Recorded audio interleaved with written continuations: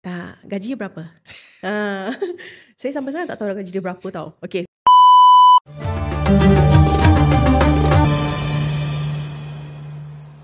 Bismillahirrahmanirrahim. Allahumma salli ala Sayyidina Muhammad wa ala ali Sayyidina Muhammad. Assalamualaikum warahmatullahi wabarakatuh. Alhamdulillah, selamat datang ke podcast episod 1 Baiti Jannati, Rumahku Syurgaku.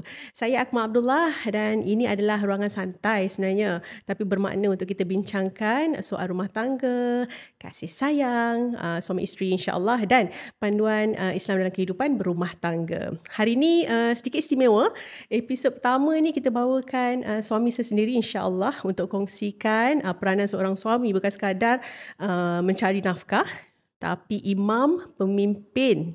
Kat sini juga kita nak bagi tahu jugalah, kita disclaimer awal yang kami ni bukanlah asatizah, kita hanya berkongsikan secara general sahaja, orang kata berdasarkan pengalaman. Sesuailah dengan topik kita hari ini iaitu suamiku, imamku dunia akhirat. Masya-Allah. Masya-Allah. Insya-Allah, tabarakallah. Assalamualaikum warahmatullahi sayang. Waalaikumsalam warahmatullahi wabarakatuh. Berdebar ke? Nervous lah. Nervous. First time Sihat diheret oleh isteri sendiri. Itulah. Kena paksa. Biasa kena terjah. Hari ni kena paksa. Masya Allah. Alhamdulillah. Terima kasihlah kerana sudi terima lamaran saya hari ini untuk kita kongsikan sedikit mengenai topik kita hari ini. Suamiku, imamku, dunia akhirat. Okey. Sedikit pengenalan lah kita nak bagi tahu kan. Kadang-kadang kita sangka jadi suami ni cukup dengan kerja, bagi makan, bayar bil.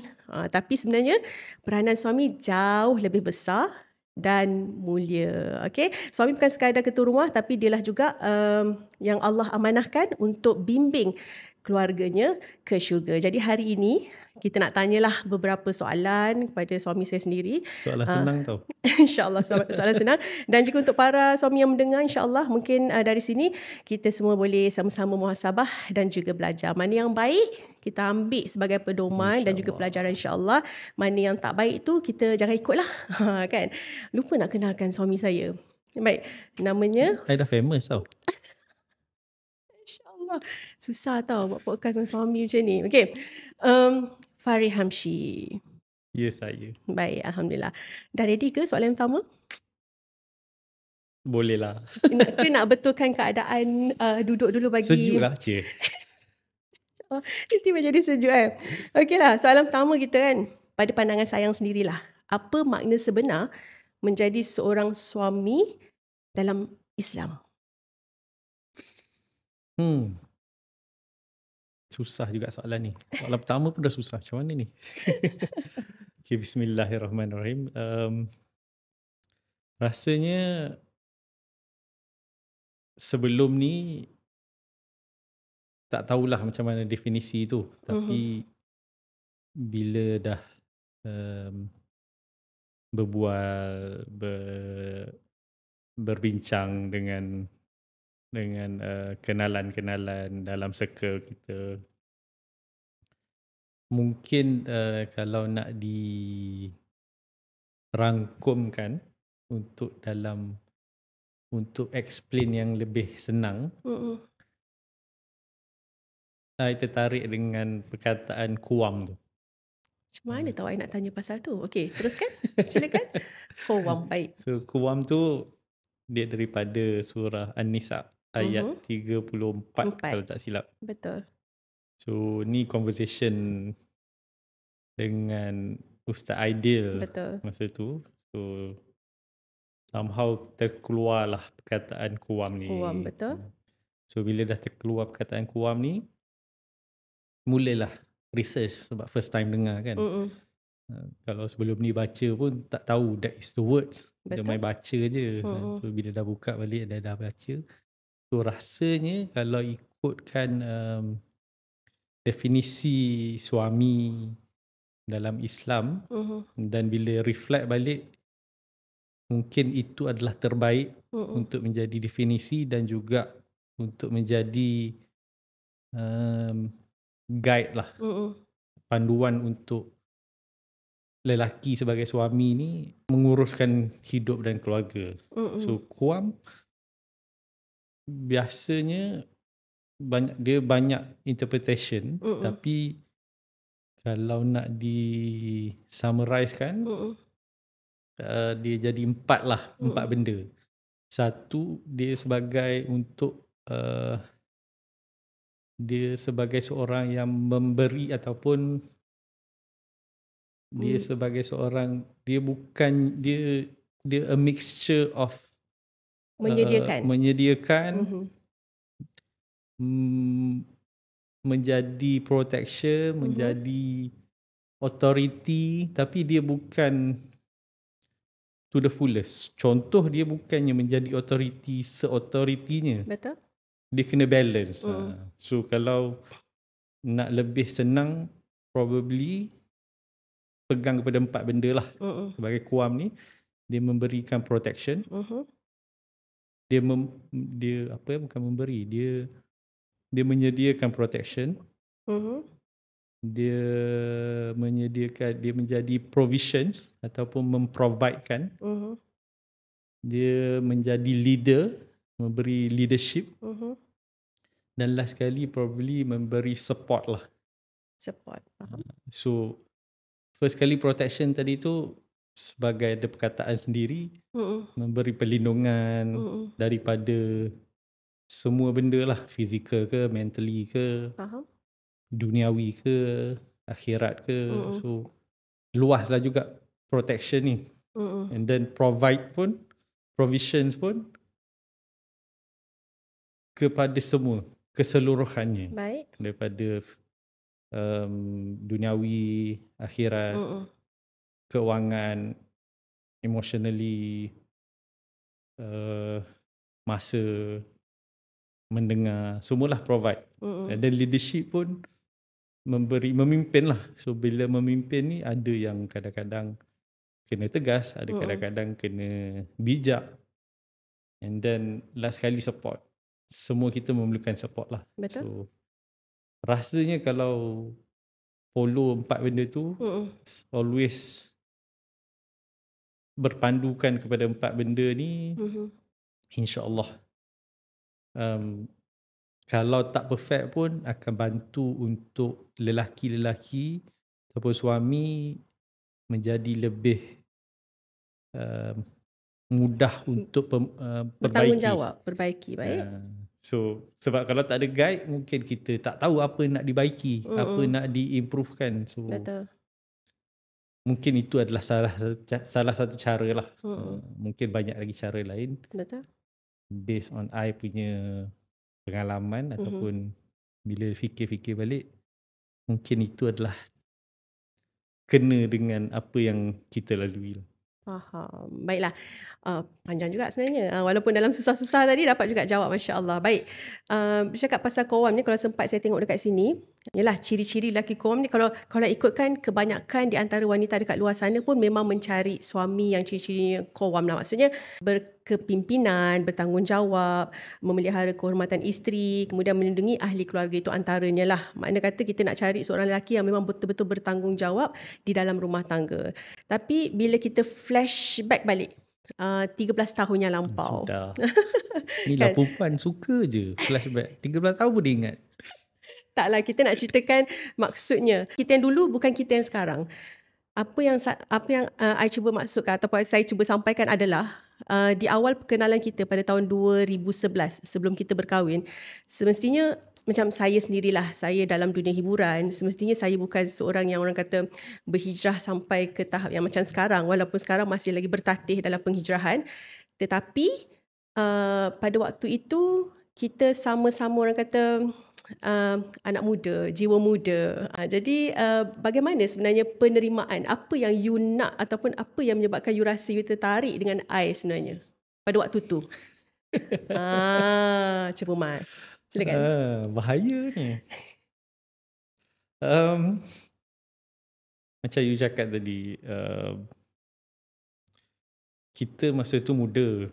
So apa yang kita nak masa tu mungkin tak perlu dicerita. I mean banyak lah. Yalah. Banyak benda, tapi yang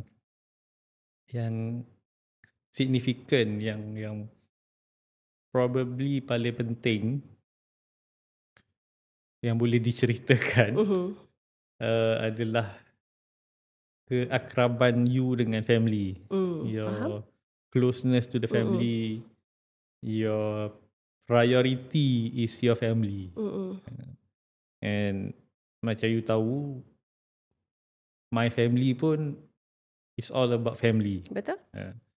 And then not only the immediate family, tapi the Standard. bigger family, extended family, daripada Amshinya kepada Ibrahim Ensannya. So basically it's about family. Faham? So bila masa itulah bila mencari pasangan hidup,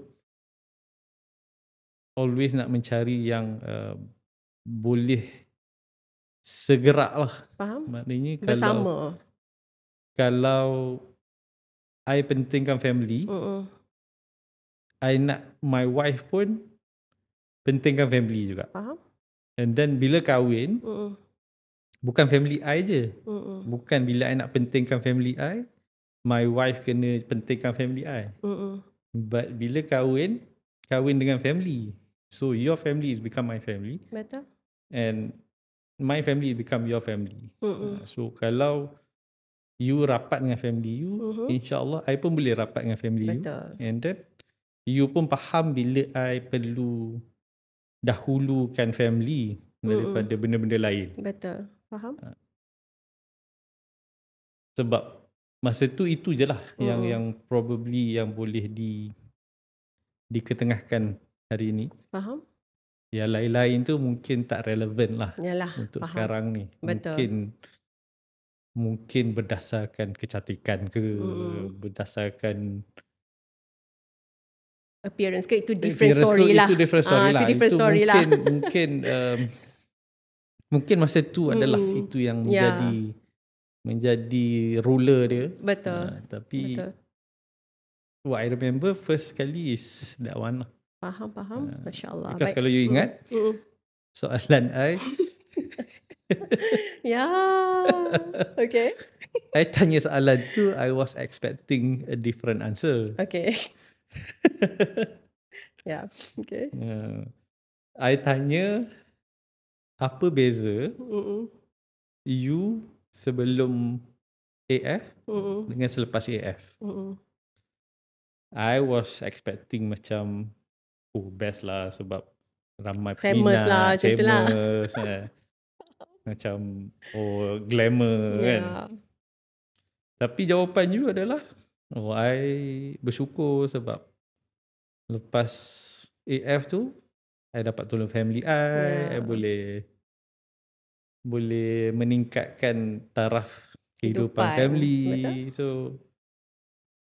I tanya soalan lain, ni jawab lain. So itulah je. So mungkin itulah orang kata soft spot dia yang membuatkan you rasa macam okay, this is the one. Wah, waktu tu lah. Tapi sebenarnya memang kalau ikutkan, bila saya masa mula-mula berkenalan pun, sebab kita memang berkenalan tak lama, dalam masa tempoh setahun tu kita kenal dan kita kahwin terus. Okay? Kemudian yang saya suka adalah sebab Farid dia sangat menyantuni mak ayah dia, especially ibunya. So pada saya terfikir, andai kata satu hari nanti saya dikurniakan seorang anak lelaki, saya yakin anak lelaki saya akan buat yang sama pada saya. Macam tu.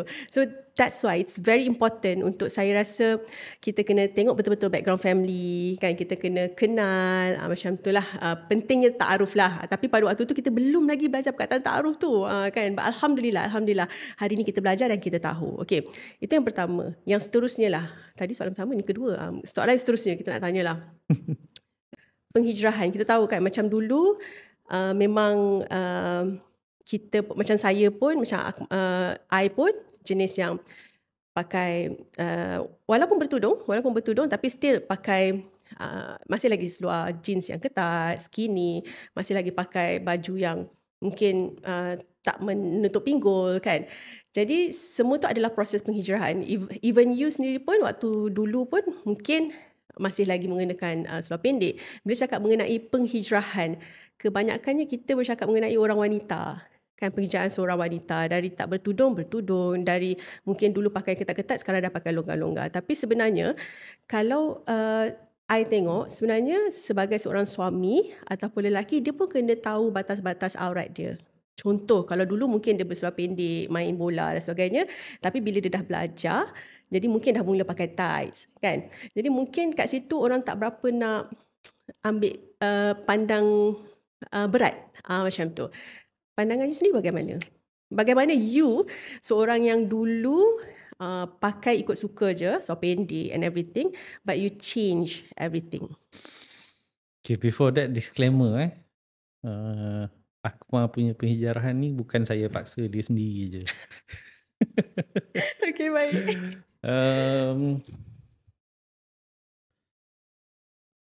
Apa I punya pandangan? Macam mana? Maksudnya bagaimana?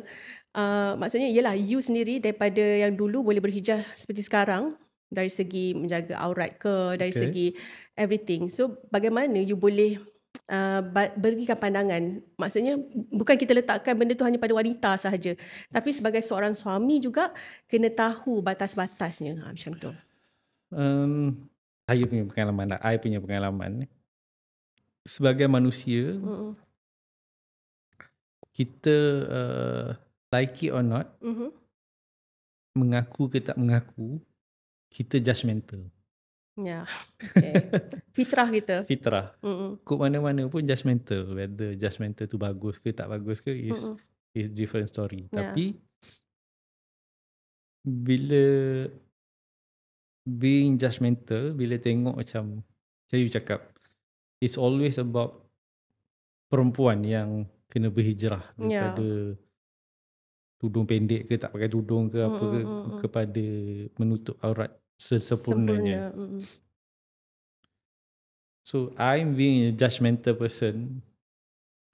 Macam kenapa dia tak nak pakai tudung? Kenapa dia pakai lengan pendek? Kenapa dia macam tu? Kenapa dia macam ni kan? So macam bila satu masa tu bila fikir balik macam kenapa duk fikir perempuan dia macam tu? I sendiri macam mana? Kan? Macam tak apa, lelaki dah biasa pakai seluar pendek orang tak kisah kan. Betul. Tapi macam kalau dah diberitahu aurat tu sampai lutut, pakai je lah. Apa susahnya? It's a process lah. Betul. Tapi ingat tak dulu kita pergi pasar Kelantan you pakai seluar pendek? Tapi itu bukan trigger dia. Itu bukan trigger lah. Tapi waktu tu you macam tak kisahlah nak pandang you lah. Itu bukan yakin trigger. Yakin pakai seluar pendek pergi pasar kat Kelantan Itu cerita lepas ni. Okay, nanti hilang point. Okay, baik, teruskan. Sorry. So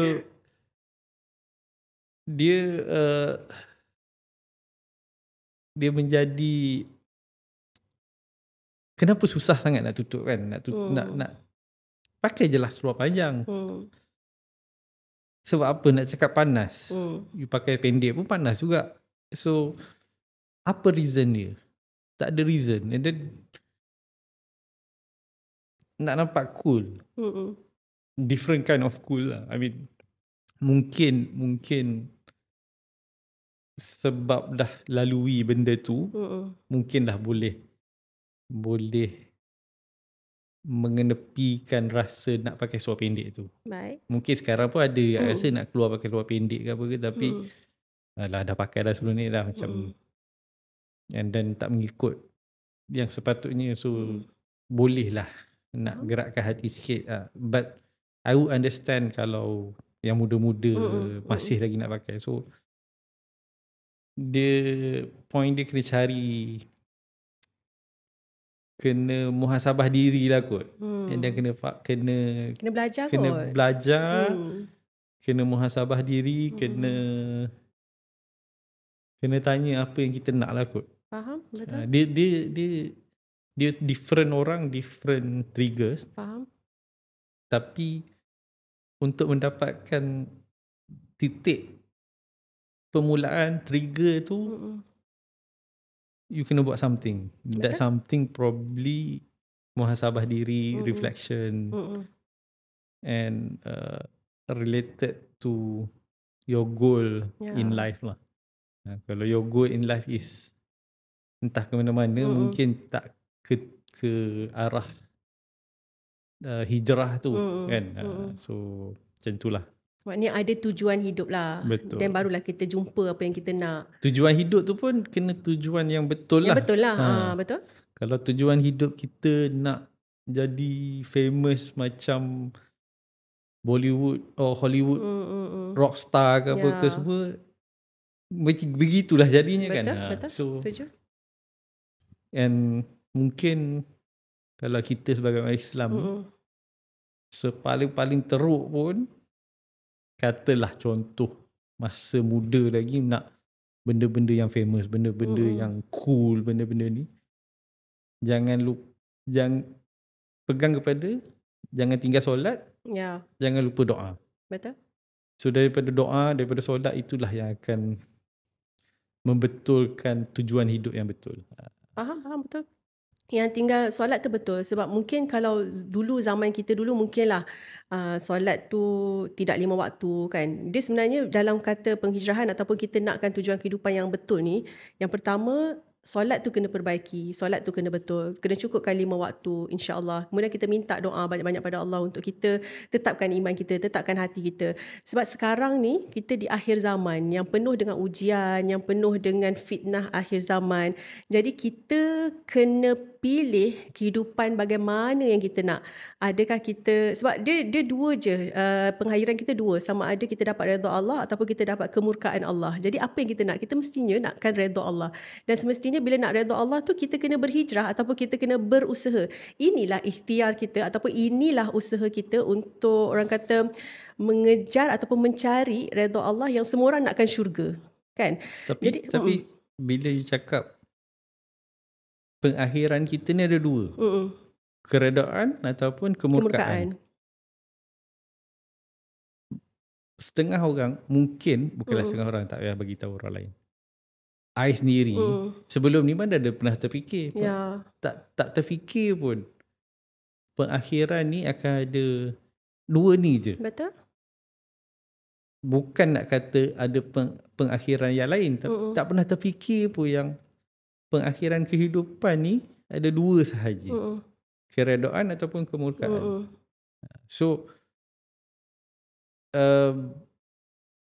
nak mendapatkan kefahaman yang ataupun knowledge ataupun the mindset yang pengakhiran kita ada dua sahaja ni, kemurkaan ataupun keredaan ni, dia tak datang sendirinya. Mungkinlah setengah orang dia datang dengan sendirinya dengan hidayah Allah. Betul.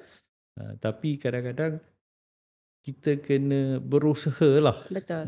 So that's why mungkin paling kurang pun solat dengan doa. So bila dah solat dengan doa, insya-Allah dapat hidayah daripada Allah ke apa semua.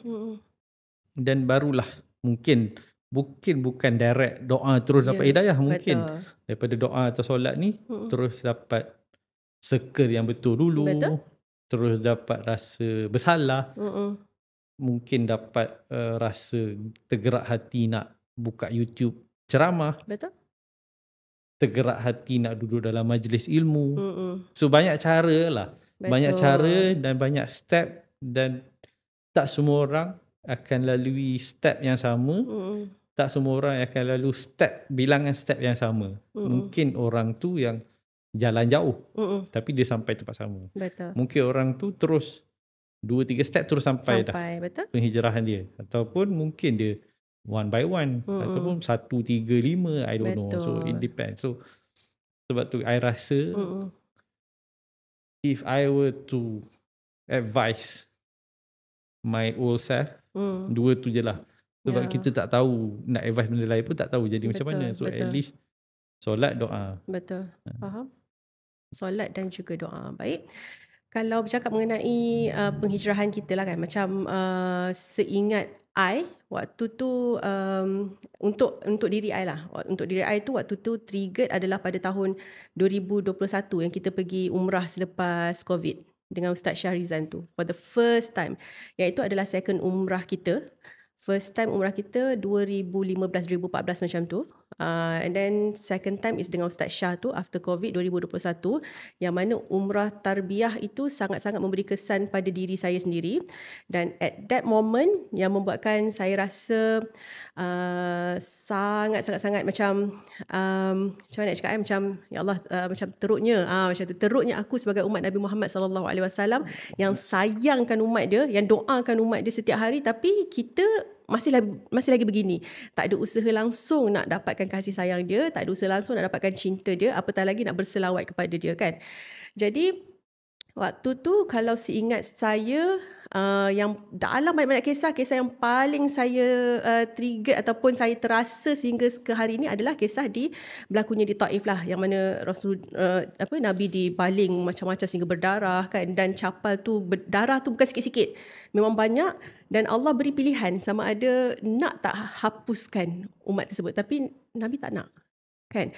So kita merasakan ya Allah, seteruk itu masih lagi, faham tak? Masih lagi ya Allah, benda tu yang membuatkan saya rasa macam Allahu Akbar. So saya rasa start daripada situ saya mula berhijrah sedikit demi sedikit, dan Alhamdulillah saya sangat beruntung sebab kalau ikutkan macam penghijrahan kami berdua ni lebih kurang serentak begitu.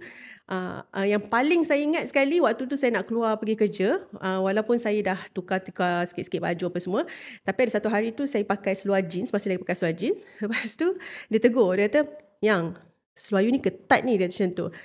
"Tukarlah," dia macam tu. So since then memang saya tukar wardrobe tu, maksudnya kita change lah sedikit-sedikit kan. Kalau dulu pakai yang ketat, sekarang kita pakai yang longgar-longgar, macam tu lah. So sedikit demi sedikit. Dan memang penghijrahan tu sebenarnya perlukan pengorbanan kan. Memang tak mudah, apatah lagi nak istiqamah kan. Jadi macam you sendirilah, apa yang trigger you sebenarnya untuk berhijrah? Untuk mula yalah, macam kalau saya tengok rutinnya, macam mula menghafaz contohnya, ataupun mula bersetuju nak pergi ke majlis ilmu, apa yang membuatkan you rasa macam you nak berubah macam tu? Inilah soalan paling susah. Dia soalan ni you dah tanya banyak kali dah. I je tanya, I tahu, orang lain tak tahu. Sebab I tak pernah bagi jawapan, sebab I tak ada. Macam you ada few moment yang menjadi trigger kepada penghijrahan you lah. I mean, banyak, 1, 2, makin bagus, makin berhijrah. I tak ada specific event ataupun perkataan ke, ataupun I tak tahu, mungkin ada tapi I tak sedar ke. Mungkin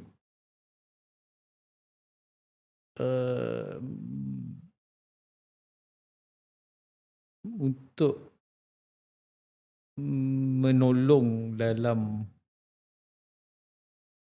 cubaan istiqamah ni,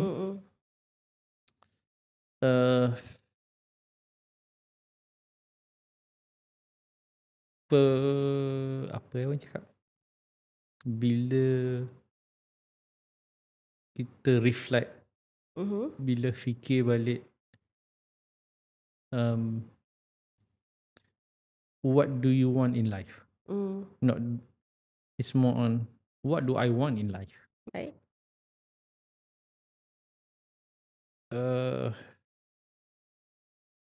Dia banyak-banyak lah, tapi salah satu yang I boleh share mungkin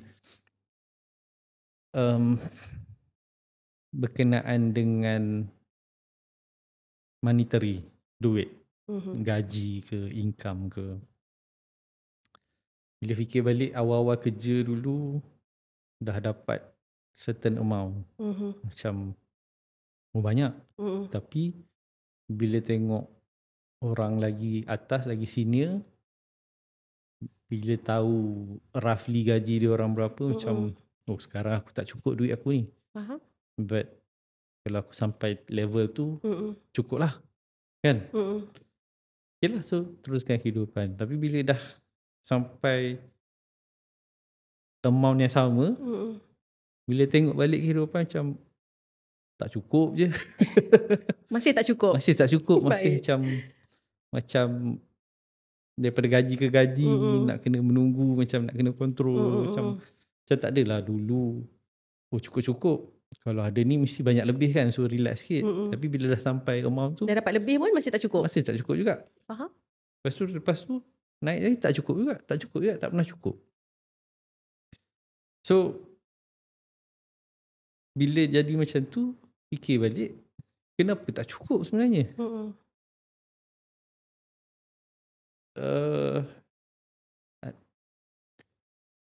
So sebab itulah dia jadi macam nak kejar dunia ke.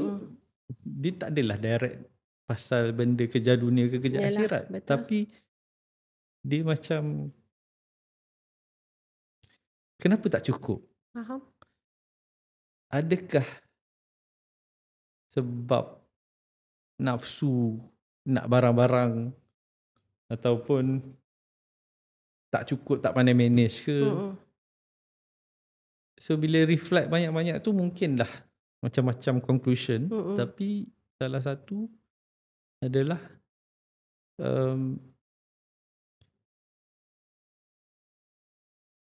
keberkatan lah kot. Keberkatan. Faham. And then bila pada tu, so datanglah, mungkin Allah yang hantar perkataan afiah.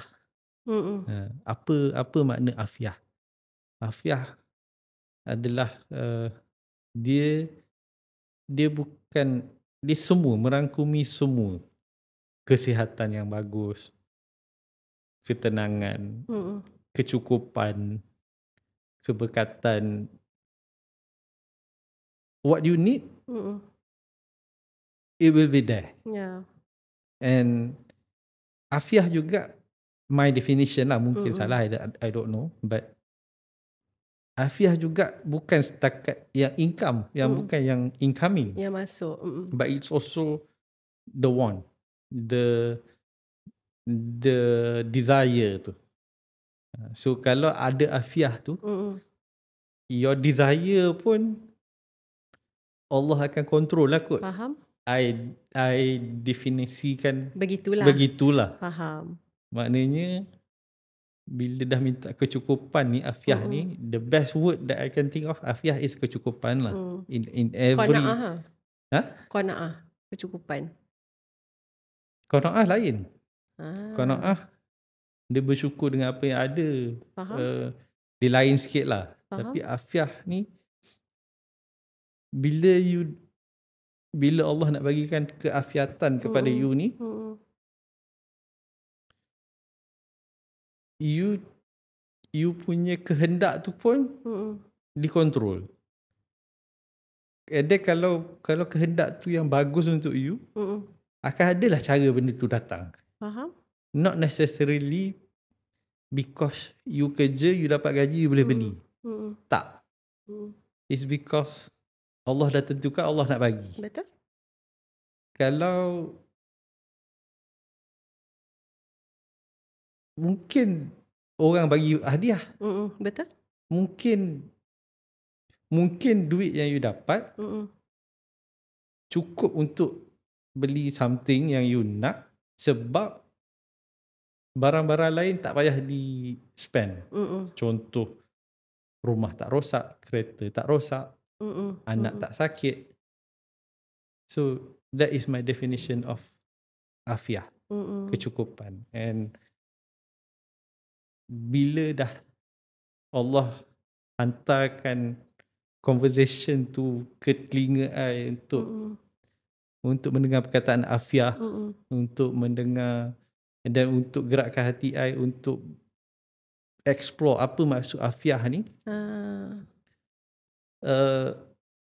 itu yang berpegang lah. So alhamdulillah, so far doa minta keafiatan ni, keafiatan tak tahulah betul ke tak kata betul. Tapi meminta afiah ni tak pernah lepas lah. Faham. Sebab I think sebelum ni pun I pernah cerita yang bila kita minta something tu, kita tak tahu bagus ke tak. Betul? Kita nak minta projek juta-juta, kita nak minta naik gaji besar-besar, bertambah-tambah apa semua. Belum tentu kita ready. Betul? So daripada kita minta tu, mungkin kita minta kecukupan. So daripada situ lah kot menjadi membantu untuk terus berhijrah. Sehingga sekarang. Sehingga sekarang Alhamdulillah. Dia macam bila orang tanya, dia bila macam tu dia jadi dengan sendirinya lah kot. Dia always think about akhirat. Faham? Dia hari tu orang tanya,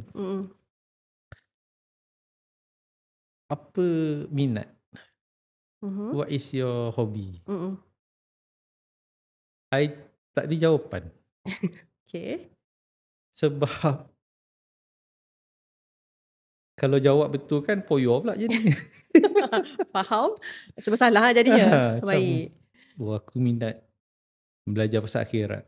Aku minat macam beribadat. Oh, you takut orang judge you Macam poyo je. Faham?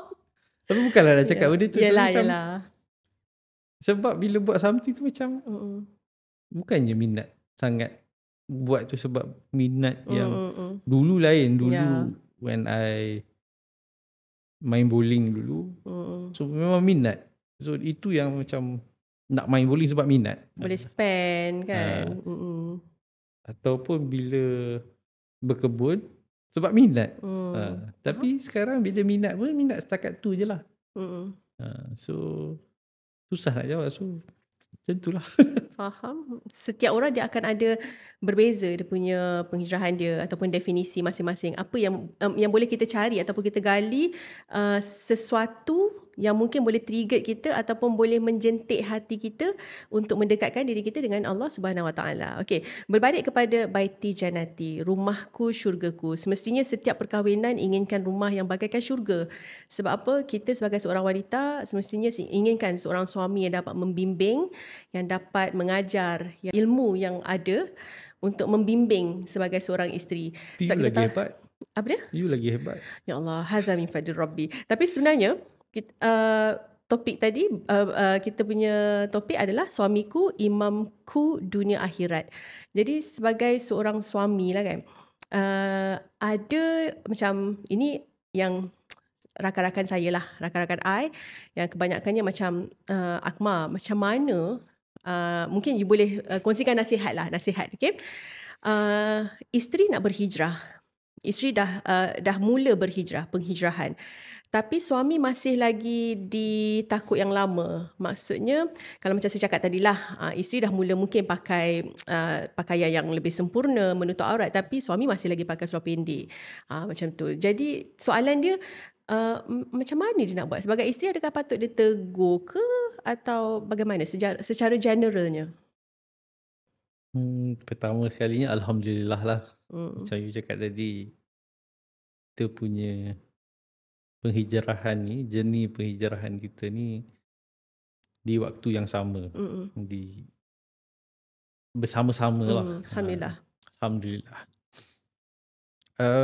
Bagi situasi yang you cerita tadi tu, pandangan I lah. Mungkin betul, mungkin tak.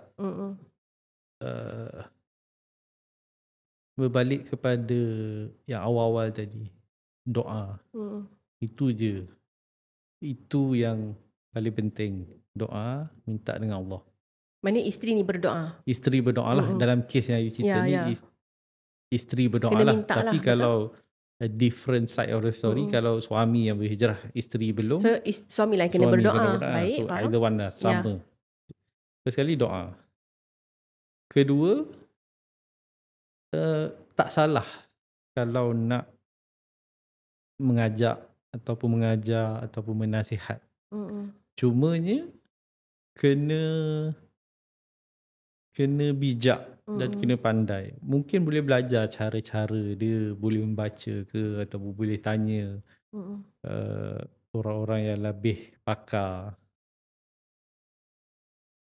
nak menyampaikan nasihat ke apa ke, ada cara-cara dia. Betul. Dia tak semestinya terus memaksa. Dia tak semestinya menyindir. Dia kena tengok orang and then kena faham orang tu.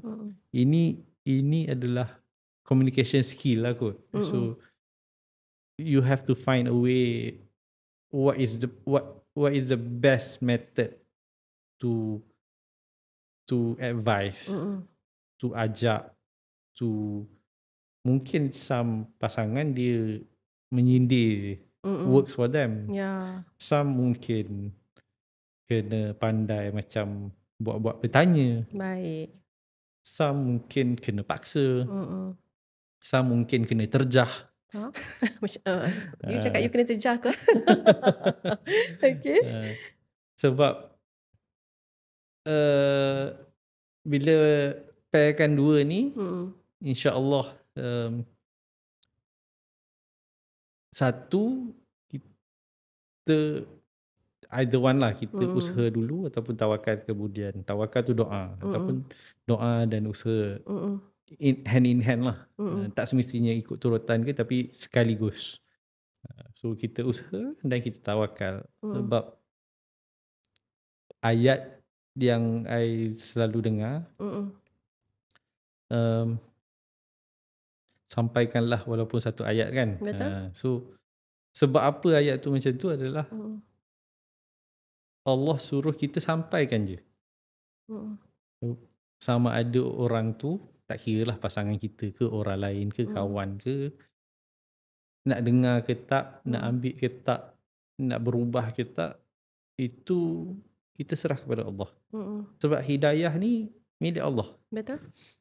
Kalau kita hebat macam mana pun, kalau seseorang tu cikgu ke, tenaga pengajar ke, dia pensyarah ke, dia kaunselor ke, kalau dia sampaikan tapi Allah tak bagi hidayah kepada yang pendengar tu untuk berubah, tak berubah juga. Betul.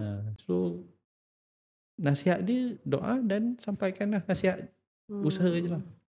Betul. Selagi mana orang kata suami tu tidak menzalimi kita kan, selagi tu kita masih lagi boleh orang kata dapatkan rumah tangga yang sakinah, mawaddah, warahmah, insya-Allah. Okey. Tapi sebelum tu kita sekali lagi kita kena disclaimer, kami ni bukan asatizah, kita hanyalah orang biasa yang masih lagi belajar, yang masih lagi berhijrah, yang masih lagi memperbaiki diri dari hari ke hari, sebab setiap hari kita buat salah, setiap hari kita ada dosa, dan setiap hari kita kena berdoa dan minta ampun kepada Allah Subhanahu Wa Taala. Cumanya untuk setiap apa yang kita lakukan dalam rumah tangga, tak kisahlah apa yang kita nak lakukan, lagi-lagi sebagai seorang isteri, walaupun mungkin gaji isteri itu lebih tinggi daripada suami, tapi macam you lah. Tak, gajinya berapa? Saya sampai sekarang tak tahu gaji dia berapa tau. Okey, lepas tu kita bagi tahu, maksudnya kalau katalah walaupun seorang isteri tu gajinya lebih tinggi daripada suami, tapi kita tetap kena hormat suami sebab dia adalah suami kita, dan kita nak dapat syurga ni, kan, kita tahu kan nak dapat syurga daripada mana? Tak daripada suami, menjaga diri, maruah diri, dan ada lagi 2 perkara. Cumanya macam kita tahulah, dalam rumah tangga kita nak juga tunjukkan contoh kepada anak-anak. Sebab kita tahu kan, bila nanti ada satu hadis Nabi SAW, andai kata kita mati satu hari nanti, ada 3 perkara je yang akan kita tinggalkan, iaitu harta yang kita sedekahkan, hak amal jariah kita, ilmu yang bermanfaat, dan juga doa dari anak yang soleh. Jadi kalau katalah sekarang ni kita tak nak dapatkan orang kata suasana rumahku syurgaku di rumah, bagaimana anak nak melihat kehidupan ibu dan ayah? Jadi penting untuk ibu dan ayah sebenarnya untuk mendidik anak sedari awal. Mungkin kalau zaman dulu tak banyak macam sekarang dari segi pembelajaran ilmu agama. Macam sekarang ni di hujung jari je. Nak tengok kat YouTube ke, kat mana-mana ke, senang sangat nak belajar. Jadi bukan alasan untuk kita nak cakap, alah tak tahulah nak belajar kat mana kan. Yang penting kita kena start dulu dengan fardu ain, kita kena start belajar dengan tasawuf, bersihkan hati untuk kita perbaiki diri kita yang dulu kita lupakan, dan kita mulakan dengan kehidupan yang baru. InsyaAllah. Jadi alhamdulillah kita dikurniakan 2 cahaya mata. Seorang perempuan, seorang lelaki, 12 tahun dan juga 10 tahun. Dan sebagai seorang ayah, sebagai seorang daddy. Bagaimana sebenarnya you mendidik anak-anak? Alamak.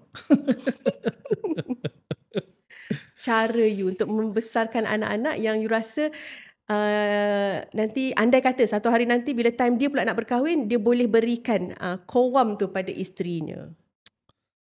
Macam mana? Again, tak ada spesifik cara.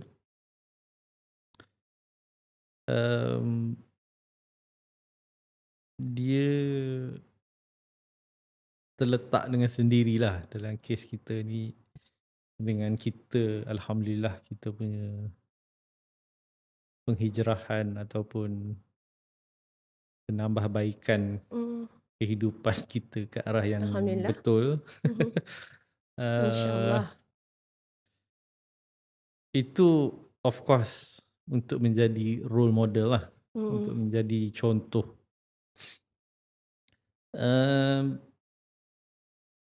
Selain daripada itu, untuk anak-anak kita, menjadikan kita role model ni adalah supaya kita ni rapat dengan dia orang. Dia dua-dua lah, maknanya satu rapat dengan dia orang dan menjadi role model. Betul. Yang menjadi role model tu, macam saya cakap tadi, kita alhamdulillah masa anak-anak membesar ni kita dah alhamdulillah berhijrah. Faham. Tapi untuk dekat dengan anak-anak ni, I rasa daripada role model ayah lah. Ayah being very busy dalam dia punya aktiviti harian dia sangat-sangat sibuk, sangat-sangat full time. Full time bukan 8 to 5, tapi tak tentu almost masa. 24 jam. Ya. Sentiasa dengan aktiviti dia lah. Kan? Tapi sesibuk mana dia pun, bila family, especially anak-anak ataupun mak ataupun adik-beradik dia sendiri, my aunties, my uncle, memerlukan something, dia akan prioritikan. Dia akan dulukan. Ya. Walaupun benda yang dia kena buat tu penting. Faham? Ditinggalkan. Dia, kalau dia tak boleh tinggalkan pun, dia akan usaha untuk selesaikan masalah ataupun memenuhi permintaan pertolongan yang diminta ke apa ke untuk anak-anak dan family. So itu yang saya cuba buat lah. Faham? So because that gave an impact to me, untuk jadikan ayah sebagai role model. Faham? Itu salah satu pegangan I lah, daripada dulu sampai sekarang. Tapi on top of that, mungkin yang menjadi salah satu guide untuk I, panduan, adalah bila kita tengok hadis-hadis Rasulullah SAW. Bila salah satu hadis tu mengatakan yang terbaik antara kamu adalah yang kamu yang berbuat baik kepada keluarga. So bila kita berhijrah ni, alhamdulillah Rasulullah menjadi idola, menjadi kekasih, menjadi panduan kita. Alhamdulillah, masya-Allah. So hadis-hadis ni memberi impact lah. Betul. So berpegang kepada hadis tu, cuba untuk menjadi baik kepada keluarga lah. Especially anak-anak kita, kepada you, kepada adik-beradik I, family you, family immediate, family extended. So Faham. Betul, sebab apa bila kita macam yalah kita nak mendidik anak kan. Macam kita nak mendidik anak tu kena sedari awal. Sebab macam memang kita berdua pun kalau kita fikirkan semula macam anak-anak ni anak-anak perempuan, anak-anak lelaki, especially anak lelaki lah, macam kita cakap contoh pasal menutup aurat. Memang daripada awal, maksudnya bila kita dah tahu mengenai aurat, kita dah bagi tahu dah okey tak boleh pakai seluar pendek, walaupun kita pergi ke pantai ke apa ke, secara automatik lama kelamaan dia sendiri yang rasa kalau pakai seluar pendek tu dia malu.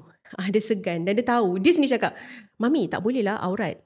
Dia sendiri macam tu. Sama juga dengan anak perempuan. Bila sampai satu tahap masa anak saya dah mula membesar, dah tak ada seluar pendek, dah tak ada skirt, semua kita bagi seluar-seluar yang panjang sahaja. Alhamdulillah, itu adalah antara usaha kita untuk memelihara, untuk menjaga anak-anak kita. Mungkin kena masukkan elemen pengorbanan sikit lah kot. Ada dua benda pengorbanan lah, especially from my point of view. Berkorban ataupun spend sikit untuk provide didikan yang betul, yang ada elemen Islamik. Faham? Itu satu. Kedua, pengorbanan kita lah, kehendak kita. I think you pun mungkin sama, I tak tahu. Tapi macam I, macam bila anak-anak kecil, kita tengok anak-anak orang lain macam stylo, especially anak perempuan kan, dengan pakai baju yang baju-baju yang fashion kan, walaupun tak tutup aurat sempurna tapi fashion. So kita rasa nak juga, tak apalah budak-budak, it's always the word tak apa, kecil budak lagi. lagi. Tapi itulah pengorbanan yang perlu dibuat untuk buang rasa kita nak benda macam tu. Betul. Kita sebagai manusia pun kita nak anak kita pun cool, anak kita stylo. Betul. Kan? Ada rasa kita boleh berbangga sikit kan. Betul. Tapi kena buang lah. Mungkin bukan buang ataupun kita ubah sikit. Mungkin kita berbangga dengan cara dia pakai yang menutup aurat dengan betul. Ya, betul, setuju. Yelah, sebab betul. Sebab ada juga ibu yang alah, kita dulu pun remaja juga. Jadi bagilah anak kita merasa kan. Tapi menutup aurat memang wajib. So maksudnya kita kena ikut. Kena ikut yang betul. Kalau kita nakkan, orang kata redha daripada Allah tadi tu. Ingat di hujung-hujung pengakhiran kita tadi tu hanya ada dua sahaja. Sama ada kita inginkan keredaan Allah ataupun kemurkaan Allah. Na'udzubillah min zalik. Okay. Juga keluarga. Kan? Bercakap mengenai keluarga, you pun keluarga yang besar, I pun keluarga yang besar. Ramai di antara mereka dekat luar sana pun ada keluarga yang besar. Mungkin ada di antara mereka yang ada masalah untuk berkomunikasi ataupun bersama dengan keluarga, extended family lah especially kan. Sebab secara jujurnya kami dua adalah dalam kategori yang berbeza. Dulu orang kata kalau nak cari pasangan ni cari yang sekufu. Jujur kami tidak. Kami tidak sekufu pada waktu tu hinggalah sekarang. Masih lagi berbeza. Masih lagi berbeza. But Alhamdulillah, syukur Alhamdulillah Allah temukan kita. Memang jodoh kami bersama, Alhamdulillah. Maksudnya berjaya lah. Maksudnya even though you adalah orang yang kata begini, tapi masih lagi boleh bersama dengan keluarga-keluarga I yang mungkin kalau pergi kita ziarah keluarga tu mungkin yang sedikit susah. Jadi maksudnya you boleh bersama. Sebab kadang-kadang ada rakan-rakan saya ataupun rakan-rakan I yang ada masalah yang suami susah.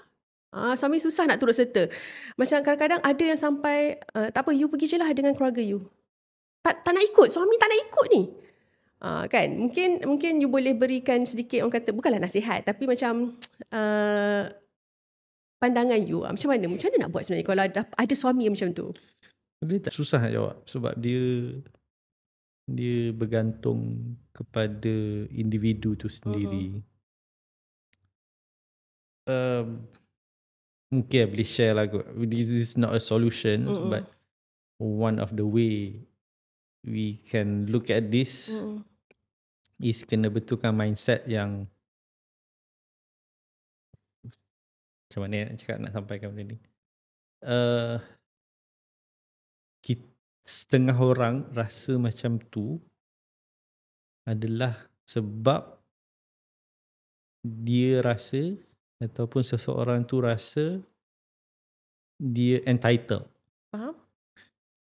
Dia rasa dia ada hak. Dia rasa dia berhak lah untuk mendapat something. Contohnya dia berhak duduk tempat yang best-best je. Tempat best-best, kelas-kelas. So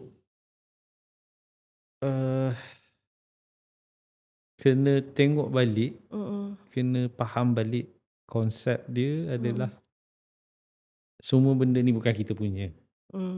Dan kena lari daripada mindset of I am entitled. Faham?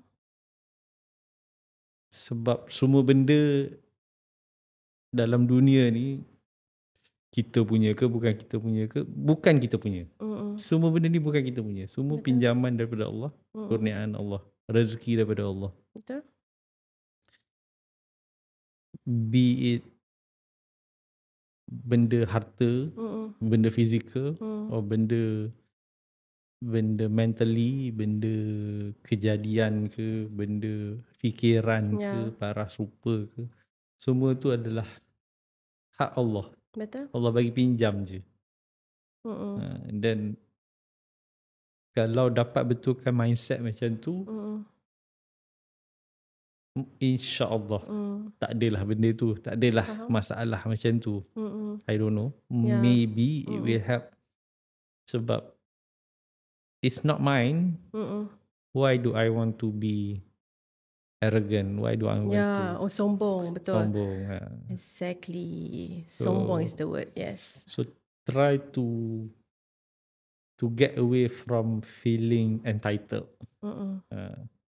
Dia bila kita marah tu, it's because of that lah, I rasa. Macam bila kita pergi makan dekat food court for example, kita duduk, kita tengok meja kotor, kita tengok ada cleaner, tapi meja kotor, kita marah.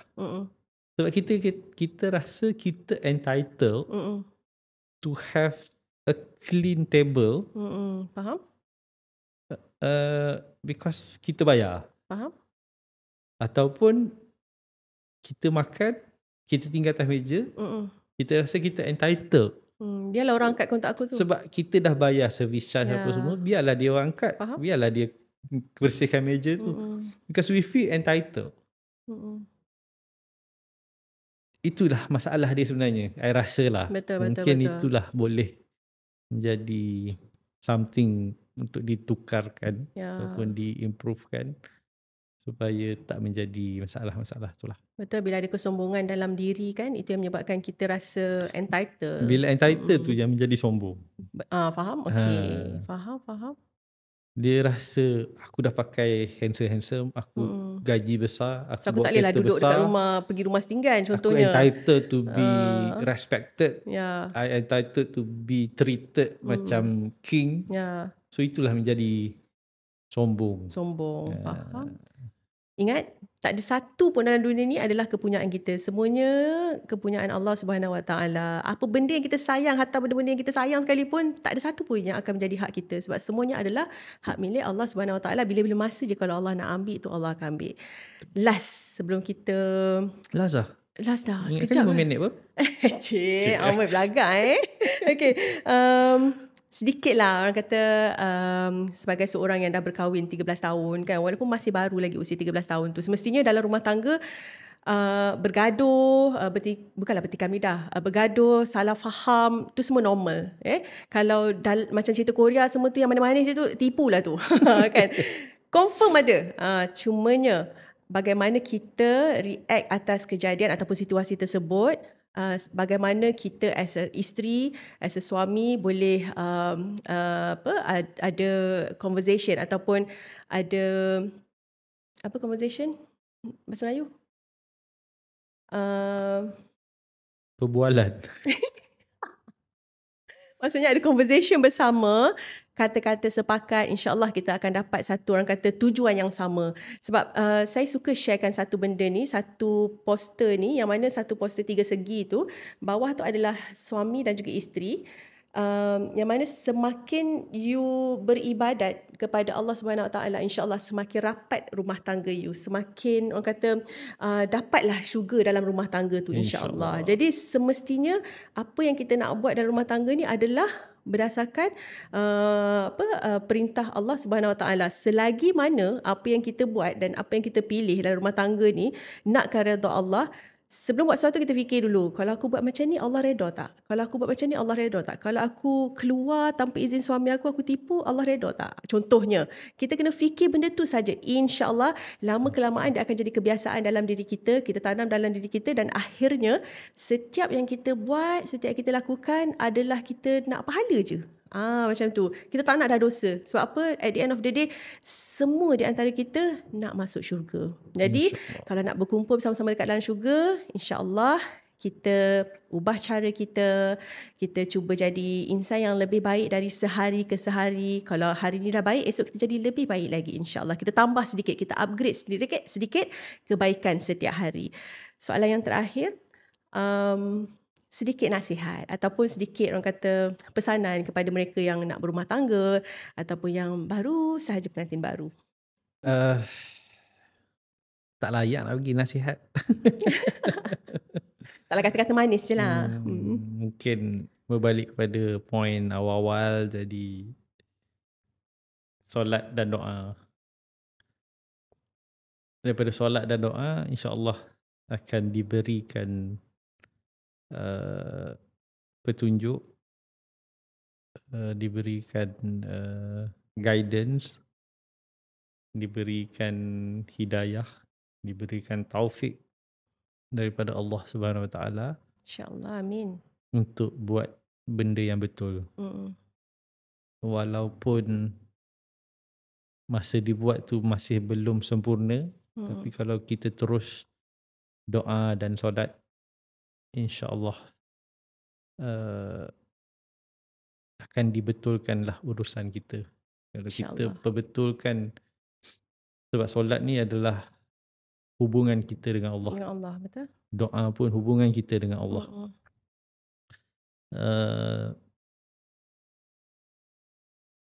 InsyaAllah bila kita betulkan hubungan kita dengan Allah, dan Allah akan betulkan hubungan kita dengan sesiapa saja di dunia ni. InsyaAllah, insyaAllah. Terima kasih sayang di atas perkongsian hari ini. Sekali lagi, perkongsian ini hanya sekadar perkongsian sahaja secara generalnya dengan orang kata kehidupan yang kami lalui bersama 13 tahun dalam rumah tangga. Baiti Jannati, rumahku syurgaku. Sememangnya setiap orang, setiap rumah tangga inginkan rumah tangga yang bahagia, dan insyaAllah kami doakan semoga anda semua yang menonton mungkin sedikit sebanyaklah orang kata kalau ada yang baik-baik tu boleh jadikan sebagai manfaat, insyaAllah. Segala yang baik tu semuanya daripada Allah, segala yang kurang baik tu semuanya datang daripada kami juga. Apa juga yang kita kongsikan hari ini semoga mendapat asbab untuk kita mengenal peranan masing-masing, kemudian bukan hanya sebagai suami dan isteri tetapi juga sebagai hamba yang sedang bersama-sama mencari redha Allah Subhanahu Wa Taala dalam setiap langkah kehidupan seharian kita, insya-Allah. Moga Allah hadirkan sakinah dalam diri kita, mawadah dalam hubungan kita, dan rahmah dalam setiap ujian yang mendatang. Terima kasih sekali lagi kerana sudi. Terima kasih kepada anda semua. Apa dia? Nanti hantar bil. Risau Terima kasih juga kepada anda yang menonton episod pertama Baiti Jannati, rumahku syurgaku. InsyaAllah semoga kita bertemu lagi dalam episod yang akan datang. Assalamualaikum warahmatullahi wabarakatuh. Waalaikumsalam warahmatullahi wabarakatuh.